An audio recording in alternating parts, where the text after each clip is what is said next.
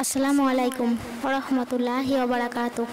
সুপ্রিয় দর্শক শ্রোতা মণ্ডলী, আশা করি আল্লাহর অশেষ রহমতে আপনারা সকলেই ভালো আছেন। তো দর্শক বন্ধুরা, আমাদের সবাইকে কোনো না কোনো কাজের জন্য ঘর থেকে বাইরে বের হতে হয়। আর এই বের হওয়াটা যদি সুন্নত তরিকায় হয়ে থাকে বা সুন্নত তরিকায় বের হই, তাহলে আমরা সাথে সাথেই সওয়াব পেয়ে যাব। রাসূল করিম সাল্লাল্লাহু আলাইহি ওয়াসাল্লাম বলেছেন, যখনই তোমরা ঘর থেকে বের হবে তখনই তোমরা এই দোয়াটি পড়ে বের হবে। তাহলে মহান আল্লাহ তাআলা আমাদের সকল বিপদ আপদ এবং সকল প্রকার দিক থেকে আমাদের হেফাজত করবেন। এবং এই দোয়াটি রাসূল করিম সাল্লাল্লাহু আলাইহি ওয়াসাল্লাম সকল সাহাবাগণদের পড়তে বলতেন। তো দর্শক বন্ধুরা, আসুন সেই বিশেষ পবিত্র দোয়াটি আমরা সকলেই জেনে নিই। দোয়াটি হলো, বিসমিল্লাহি তাওয়াক্কালতু আলাল্লাহ ওয়ালা হাওলা ওয়ালা কুওয়াতা ইল্লা বিল্লাহ। ওই দোয়াটি পড়ার মাধ্যমে আল্লাহ তাআলা ওই সকল বান্দাদেরকে হেফাজতের মধ্যে রেখে দেয় এবং সকল বিপদ আপদ মুসিবতকে তার থেকে অনেক দূরে সরিয়ে দেন।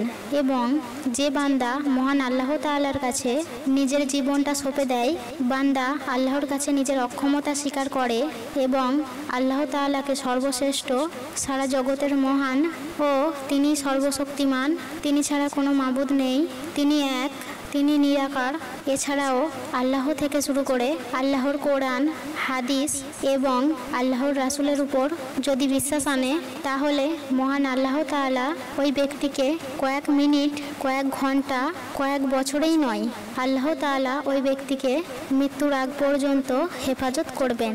এবং কোনো ভাইরাস, কোনো রোগ, কোনো মুসিবত, কোনো কিছুই আল্লাহ তাআলা ওই ব্যক্তিদের উপর পড়তে দেবে না।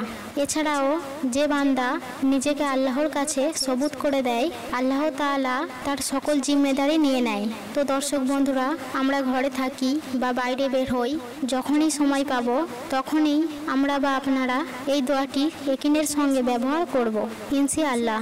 তো দর্শক বন্ধুরা, আমার ভিডিওটি কেমন লেগেছে?